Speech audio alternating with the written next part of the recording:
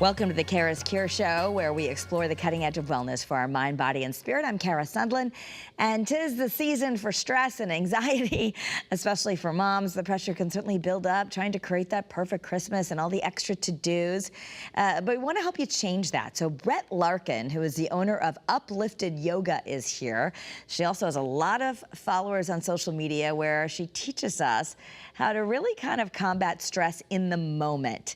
So Brett, thank you so much for being with us. We're excited to learn some things we can do when we're having mini meltdowns as we try and make our daily grind a sacred grind.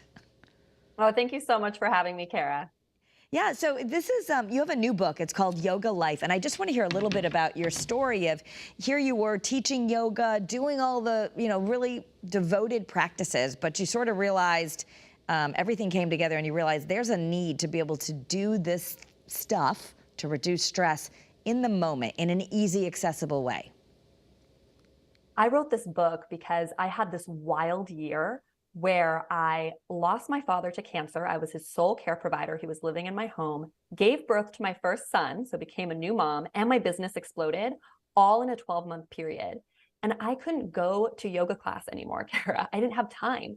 And I began to feel like a fraud because I was so time strapped, I couldn't even do the yoga at home that I was telling other people to do on social media. And that's when I knew something needed to change. Yeah, yeah. So as you did this, you started thinking, how do I incorporate all the stuff that I know about yoga and put it into life? Like when you're stressed out because there's a really long line to maybe get the toy that your kid really wants for Christmas, or when your mother-in-law is calling and you don't have what she needs, or all this daily stress that can happen, especially around the holidays. Exactly. The big refrain here that I want to share with people is that yoga is not fancy poses. You don't need to go to a studio. You don't even need a mat, right? So instead of yoga as being this additional thing you have to do, you start to think of your whole life as a yoga studio and sprinkling that yoga glitter, that yoga magic into your life, even in the in-between moments. Because if you're overscheduled and overwhelmed, even a little bit adds up. So we can look at some examples of what I call yoga habits in the book, this in-between yoga that you can do on the go. You want to see a couple moves? Yeah. And so I'm thinking, like, for the busy moms out there, give us something that we can bite into when we're feeling the stress. 100%. So we can do a couple. I mean, one thing that I love to do is work with my hands when I'm on the go. You mentioned standing in line. This is a fantastic technique. So you just interlace your fingers and then roll out your wrists. Now, right away, you'll notice as you start doing this, this slow kind of spiral movement is soothing for the nervous system. You can start to deepen your breath. And then I like to take one palm up. I pull my thumb back. All right, so we're stretching the hand. We're all texting and typing too much. We hold so much tension in our hands. And then I pull my next finger back and I take my thumb to touch the other three fingers. So you're getting some really juicy stretches because this is not how we habitually move our hands. And it's a wrist stretch as well. And then you do the next finger and touch the thumb to the other three fingers and so on. So instead of doom scrolling on your phone when you're at the grocery checkout line, you can do this. I even do it in Zoom meetings sometimes under my desk. It's just an easy way to relieve tension. We have 17,000 nerve endings in each palm. So that right there is an easy way to start working with your hands on the go, massaging your hands. Okay, wow. So physically, this is really doing a number to relax us on the inside? Absolutely. And the best thing you can do, I showed it quickly, but is to do it slowly. And the magic of yoga is synchronizing your breath to your movement. So breathing is great and movement is great, but the magic of yoga is when you synchronize them together, it's like you get a bigger bang for your buck. So one of my favorite breathing techniques to teach, especially moms and women, is what I call the full diaphragmatic breath. So how this works and how I like to teach it to my students is you actually put a hand on your belly. Okay. And then as you breathe in, you make sure that the hand is moving forward. So you inhale and send your breath into your belly. So your belly puffs out, and exhale, draw your navel back to your spine. And if you're listening along with us, I want you to try this. Inhale, think of energy moving down your body. Hand on your belly moves forward. Exhale, the hand draws back towards the spine. And most of us as women, we've been told since we were very little, or it's a very natural instinct, what do? We suck it in our belly, right? Every time we see our reflection or look in a mirror. The problem with that is it traps us in this short, shallow breathing up high in the chest, which is basically signaling stress to our body, mind, and spirit. So many people, especially women that I meet, are what I call reciprocal inhibited breathers.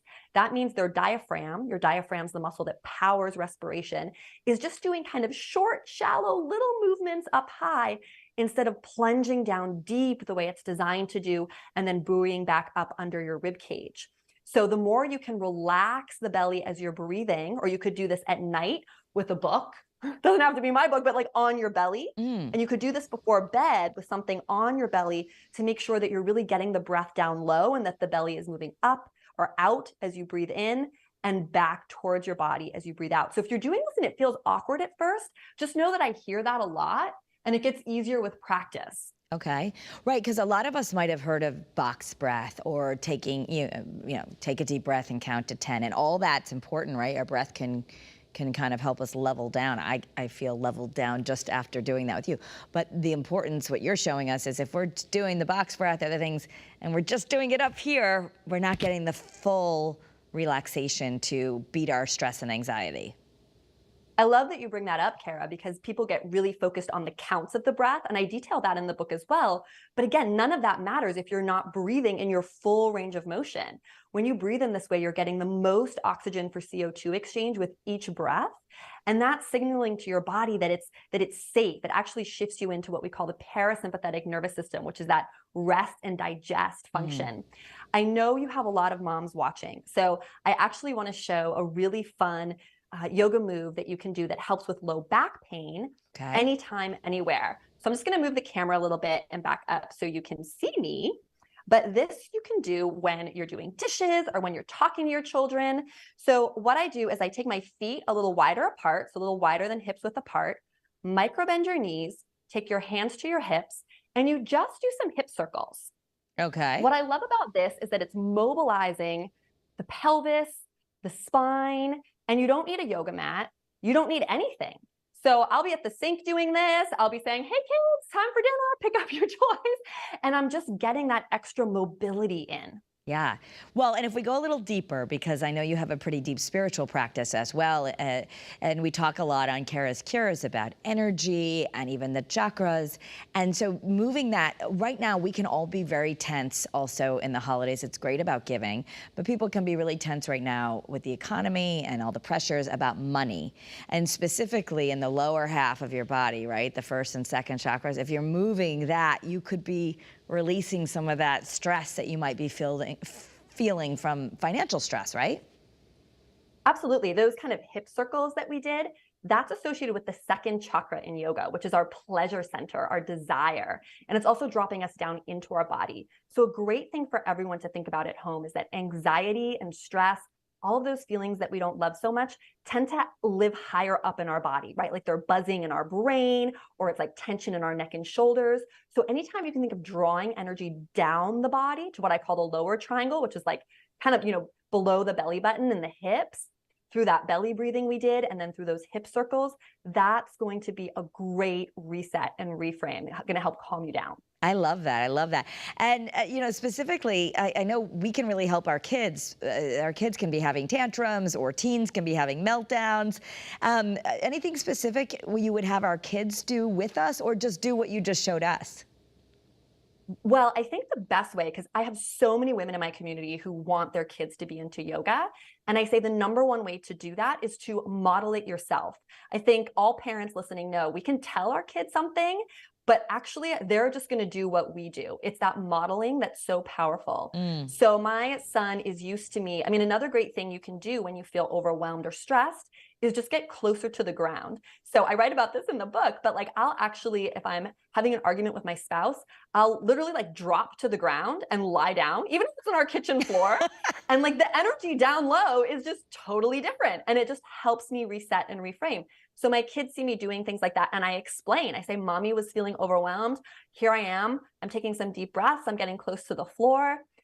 What I love to do with little kids, Kara, is to do the belly breathing that we just talked about, but I'll actually put a stuffy or their favorite stuffed animal on their belly. So I'll say, make Teddy, like, if they're lying down in bed, I'll say, make Teddy lift. as he moves towards the ceiling as they breathe in, and make Teddy move down as they breathe out. They absolutely love that. I'll also do little fun storytelling where I'll tell them, my kids love for me to make up stories and tell them stories. So I'll make up a story that always involves them needing to breathe. Like, oh, we're walking into a forest and there's a lot of fog.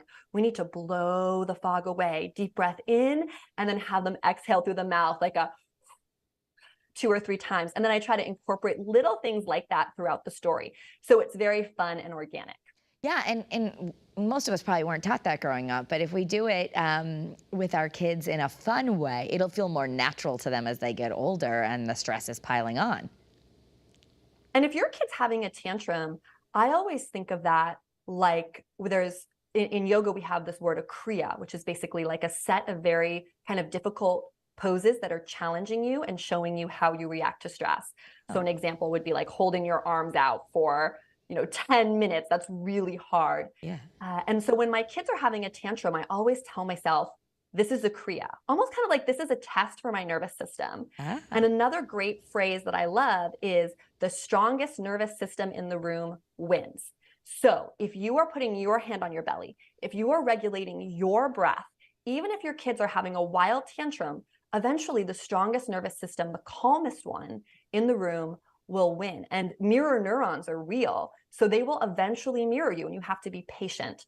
So a lot of what I do is I get close to the ground, put my hand on my belly. Maybe they're having a tantrum in their room and I'm just sitting with them in their room at the door, for example, and I'm doing my breathing and I'm letting them have their experience while staying calm. Often I like to visualize a beach. Like I just try to think of being as calm as possible. And I think this is a kriya. This is yoga in action. This is what Yoga Life, the book, is really about. Yoga is not just on a mat. It is a mindset that we can inhabit. And hopefully I'm getting some of those points across of how you can, like, I consider that yoga when I'm sitting in my room with my toddler and he's screaming his head off if I'm doing these practices. Right. And I think for the moms who are listening going, gosh, I wish I could be more like that. I'm sure there are days, even as a yoga teacher, that doesn't always work as well as you would like. But the idea that we have some tools or something physical to do, I think is wonderful. And I just want to reiterate the name of the book. It's as of the time of your listening today, it's coming out very soon, but it's called Yoga Life, Habits, Poses, and Breathwork to Channel Joy Amidst the Chaos. And if you could just shout out some of your social media, Brett, because I know you teach people these simple exercises all the time on social. Yeah, I have 500,000 subscribers on YouTube, so it's easy to find me. You just look for my name, Brett Larkin, on YouTube with 2 T's. And I'm at Larkin Yoga TV on Instagram. I also have tons of yoga teacher trainings online that moms love to do. They do them with their little ones in their lap. It's all online, but also very interactive. And they can find all of that at brettlarkin.com. Yes, I love that. So the idea that as we do this, I find the same thing. People will say, what do you do for exercise? And I'm like, what do I do? What do I like to do? Like, I wish I could just go for a 2-hour hike in the woods. I wish I could go to yoga classes every day, but I get busy in a crazy job and kids and all that stuff, and I end up just being like, can I do a 20-minute HIIT workout? So this is the idea that sometimes we can't do these really lovely yoga practices at a beautiful studio, but you detail in the book, and right here, maybe you'll give us some more, but like even doing this for a minute, 2 minutes, under 5 minutes, these can be transformational for our day. One of my favorite things to tell my students is that the effects of yoga are cumulative, meaning that every little bit adds up. And if you take that approach, even one deep breath amidst the chaos or your family bickering is worthwhile. It's all like money in the bank, right? Like money in the yoga bank. So another, big misconception, I think, is that in order for your yoga practice to be meaningful or to be spiritual, that it has to look like a scene from Eat, Pray, Love, right? Or you have to go to an eco retreat in Bali. And what I'm sharing in this book, that I've had some of my most powerful moments of bliss and kind of feeling really supercharged in my heart, doing yoga next to the laundry, doing yoga in my pajamas and dirty clothes, right? It doesn't have to look perfect for it to be profound. So one of the things I work with folks on in this book, it's kind of like a workbook and it has really fun quizzes, is helping people figure out their soulmate postures. So let me know if you want to hear more about that. But yes, soulmate posture. Do you mean for our partners or for our life, or what do you mean? Our soulmate yoga poses. Our soulmate yoga poses. Because exactly like you just said, Kara, we might not have time to do a group class or to even do one of my videos on YouTube that's 45 minutes long.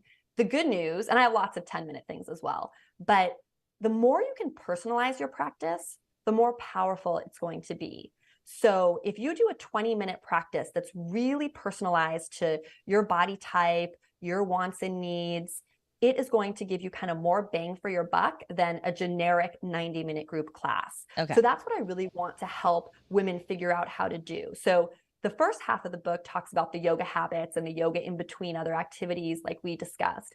But then I kind of help you figure out a 20-minute routine that's modular.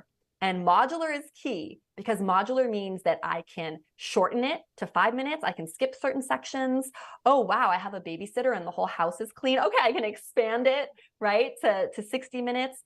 And so I want to empower people to know which postures work for them. Something that frustrated me as a teacher is that I'd have some students say, hey, this breathing technique is so energizing. I love it. And then someone else would tell me, hey, Brett, that gives me a migraine. And so I said, what's going on here, right? Why are these poses and breathing techniques affecting people in different ways? And that's because each of us are different. So that's why the quizzes in the book are going to guide you to those soulmate poses. I call the soulmate poses are the ones that help you deepen your breath and get into your unique body the fastest and the most efficiently. Okay, and it's like a quiz, or how do we know? Or can you tell me just by looking at me, or you don't know? Well, yoga has a sister science called Ayurveda. Yes. Ayurveda translates to life science. Some listeners, and it looks like you're familiar with it. I'm a But pitta. what's interesting, yeah, okay, there you go, perfect, me too. What's interesting is that when yoga came west, Ayurveda kind of got left behind, right? Yoga is very popularized. Everyone knows pretty much what yoga is and that it's good for you. I don't think that's in debate anymore. But people aren't as familiar with Ayurveda. But Ayurveda, which translates to life sciences, is this galaxy of holistic healing modalities that really says each person is unique and that we're made up of 3 primary elements. So it's similar to the Chinese medicine system in some way.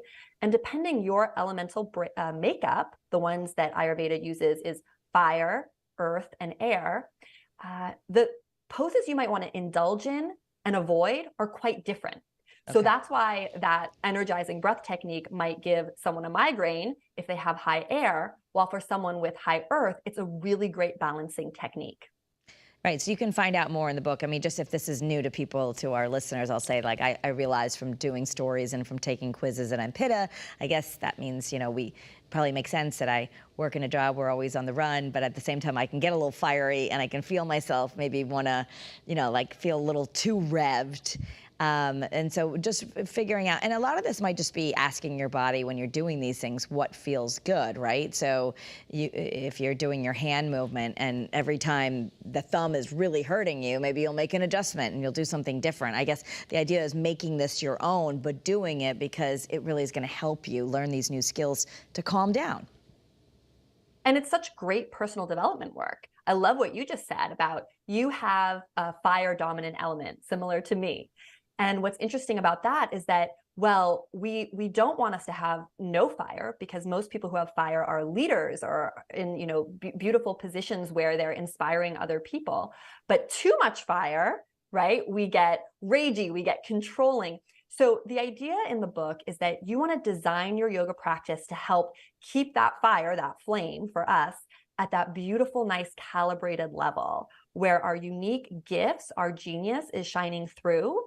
And depending the poses and the breathwork technique that you pick, it's really going to affect, you know, yoga affects your energy body, right? So there's practices that you'll want to do and the practices that you're going to want to avoid. So very early on in the book, there's a simple quiz so people can figure out if they're fire, earth, or air dominant. So that's the first thing we figure out. There's personality traits that tend to come with these, right? As well as different, you know, typical body shapes and things like that. And then from there, there's quizzes throughout the book that help you create that 20-minute personalized routine. So that's the promise, is that by the end of this book, you're going to have a 20-minute routine personalized to you. Each chapter gives a lot of detail, but if that, you know, it's too many options, like you can just take the quiz and it'll tell you exactly, you know, this is what you should do for your breathing technique. This is what you should do for your stretch segment. This is what you should do for your standing segment. If you even want to stand, because let's face it, a lot of times as a mom of 2 little kids, I don't. My whole practice is just on the floor, so that you can have that tailored routine that meets you in the moment you're in. Yeah, and so let's talk about sleep too, because this, a lot of wellness is about getting good sleep and getting adequate or good nutrition. And women especially, I think, have a really tough time falling asleep. Either they're exhausted from the little ones, or they might be a little bit older and they're worried about their older kids, or they're going through changes with perimenopause and menopause and their sleep's all over the place. So is there something simple you can show us that'll help people power down and maybe get a better night's sleep? Doing a couple simple stretches, or just your breath work section and what I call your stretch section in the book, just those 2 together, which could be 10 minutes, Yep. will really help you fall asleep. I mean, obviously we talked about the belly breathing that you can do in bed. Okay. Will help you fall asleep. I mean, one of the largest over-the-counter pharmaceuticals that's sold is sleeping aids. Yeah. Right. And this is why I'm so passionate about yoga, is because yoga can help calm you down if you know the right techniques to practice. It can also help energize you. What else is our society obsessed with? Coffee, right? So we want these sleep aids to calm down, then we want coffee to get energized. And again, if you know the right poses and breath work to do, these are like natural stimulants and also things that naturally relax you. This is ancient wisdom we've had for thousands of years. It's just people think you need to go to a studio to take advantage of these things or follow along with someone else. And the reality is you don't. You can interweave these seamlessly into your lifestyle. Or for people like you met my co-host earlier who I dragged him to a yoga class once, but people who are not going to go to yoga studios and they're just not interested in spending an hour. They think I can't do those poses and that's not me. Even if you're going to the gym and you're doing regular workouts, ending it with a child's pose or taking those final 2 minutes to do some deep breathing at the end of your run or your walk. Like, even if yoga is not your thing, the idea of what you just said is that yoga means union. We're essentially putting our breath and our movement together. And anytime we're doing that in meaningful ways, we can calm our nervous system. Absolutely. I say breathing trumps everything. So even if it's just doing little breathing techniques, and I have to share this with you because it's one of my favorite tips, especially if you're a mom, do some breath work or meditation in the car, all right? The car is a fantastic place to practice. Talk about yoga in between. So if you're driving your kids or driving yourself, at every time you hit a stoplight, put a hand on your belly or do some of those slow or deep breaths. Another thing I like to do, this is a little hack, is that if I'm out somewhere, maybe I went grocery shopping and I'm alone, I pull in and I really use my garage as a sacred space. Here's the thing about your garage. You're between 2 worlds. You're not out where you were doing whatever you were doing. You're not in the house yet, where inevitably you'll have tons of things you have to do and potentially small humans attacking you.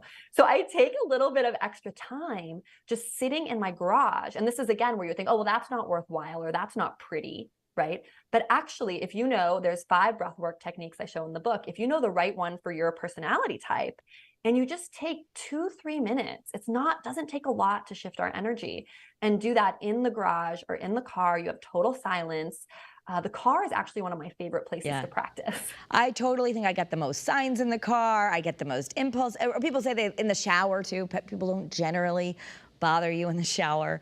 I sometimes like to do it when I'm blowing my hair. People don't tend to bother you that way either. So I'll sort of make an intention that as I smooth my hair, my day will go smoothly. But I guess I love that. The idea is, and there's white noise because there's a hairdryer, but you can make this your own. And I love what you're teaching us is that it doesn't have to be expensive and it doesn't have to be difficult. You can really make this daily grind a sacred grind by just doing the regular things.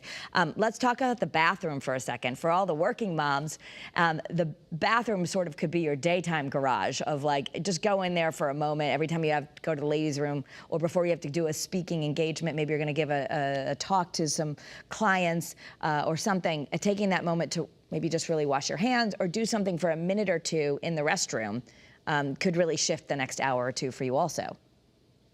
Absolutely. When I used to work in corporate, I would 100% use the bathroom as a reset. I'd also look for little nooks in the office. For example, I worked on the top floor and there was this stairwell that no one ever used that went up to the roof. And I kind of just went there and used that as my place to be alone, to stretch, to, just kind of, even there's a lot you can do with stairs. You can hold a railing, right? And do a nice big side bend. Either way, like, I really think the whole world is our yoga prop, right? I love using my coffee table, like anything. It's all supporting our practice. So, and now there's nursing rooms for mothers. I mean, there's usually, it's like just thinking about what are those nooks that I can slip away. And then I love doing a walking meditation, Kara. So I used to do that a lot when I worked in corporate, just walking around the block. And there's a beautiful meditation that you can do while you're walking, and you just take your thumb to each finger. One of the traditional ways to do it is you'd say sa with the first finger, ta, and then na on the ring finger, and ma on the pinky finger. And you could just say this to yourself silently as you walk down the street. Sa, ta, na, ma. This means infinity, death, birth, life, rebirth, essentially. It's the cycle of life. If that doesn't resonate, you could use an affirmation that does for you. Like, I am confident. I am confident. But again, it's using that power of the yogic mudras, just touching one thumb to one finger. And of course, you'd synchronize this with your breath, synchronize this with your cadence as you're walking. It's incredibly soothing. And again, you're having that synchronization of the body through the fingers, the breath, and the movement. And you can do this anywhere. Yeah. I am peaceful, or something simple, but whatever works for you. You can make it work for you. Yeah, I love things like that. And early in this reporting, I remember someone said, you got to slow down, and which was, I'm much better at now, although I tend to run fast. But they said, just walk and take a moment, and when you're walking to the copier, just actually feel your feet on the ground. Like little things like that will put us back in the moment. So I love that you have simple yoga poses, breathing exercises. I just want to shout your book out one more time, because we are out of time for this episode. But you can find Brett. She is the founder of Uplifted Yoga and author. She's Yoga Life, Habits, Poses, and Breathwork to channel joy amidst the chaos. It releases on December 19th, but you can go to her website. You can follow her on social media. She's got a really robust YouTube channel where you can watch a lot of free yoga videos. So, Brett, congratulations. I think more practical ways to feel good, especially for busy moms. Congratulations. Everyone needs that. Thank you so much for having me. Brett, we hope to have you back someday, and we really appreciate the practical advice. Thanks for being here on Kara's Cures. And I'll have more information if you follow me on social media at Kara Sundlin. You can also join the Kara's Cures Facebook group. Have a great day, and be well.